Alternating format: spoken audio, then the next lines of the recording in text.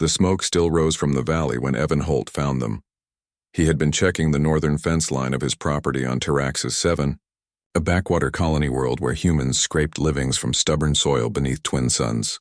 The crash had shaken his farmhouse 3 hours earlier, a thunderous impact that sent his livestock into panicked stampedes. Now standing at the edge of a smoking crater, Evan stared at something that shouldn't exist on a human colony world. A cargo ship, Centauri design by the look of the curved hull plating, and scattered around it like discarded toys were bodies, reptilian, massive, scaled in iridescent blues and purples. Dragons.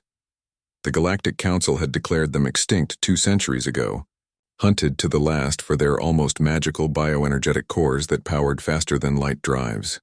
Almost extinct, Evan corrected himself as he heard the sound. A pitiful mewling, barely audible over the crackling flames. He found them in a cargo container that had split open on impact, temperature controls sparking and failing. 20, maybe 30 dragon hatchlings, each no larger than his forearm, piled atop one another in a desperate attempt to share warmth. Their scales were dull, their breathing shallow. Smuggler's cargo, Evan realized with disgust.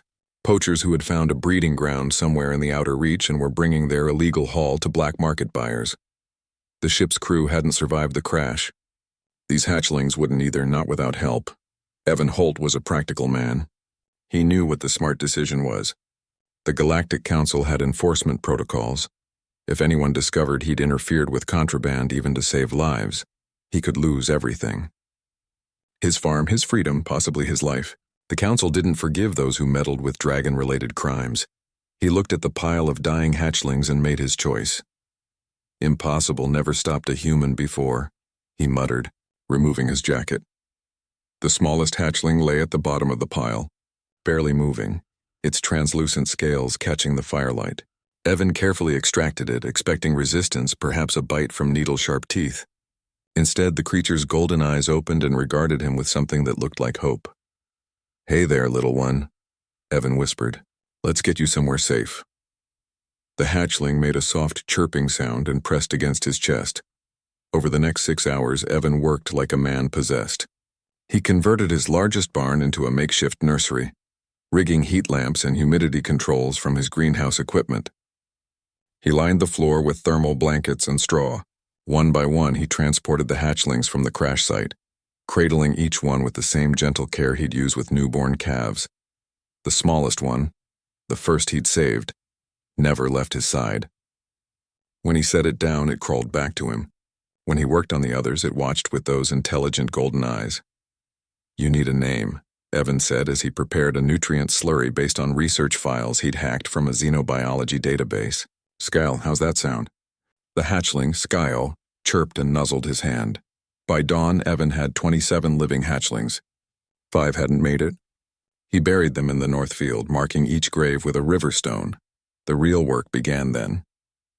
Dragons, he learned through frantic research, required specific mineral compounds, proteins that didn't exist naturally on Taraxis 7, and constant temperature regulation during their first 6 months. The costs would bankrupt him. The time commitment would destroy his harvest season.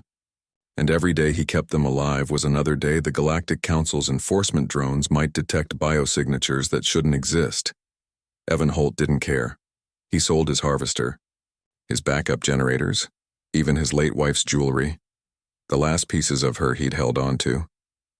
He spent 18 hours a day mixing formulas, adjusting environments, researching growth patterns from fragmentary data. Skyle became his shadow, learning to perch on his shoulder as he worked, occasionally breathing tiny puffs of smoke that smelled like cinnamon and ozone. The other hatchlings grew stronger. Their scales brightened. They began to play, wrestling and chasing each other around the barn. Some developed silver scales, others gold or deep crimson.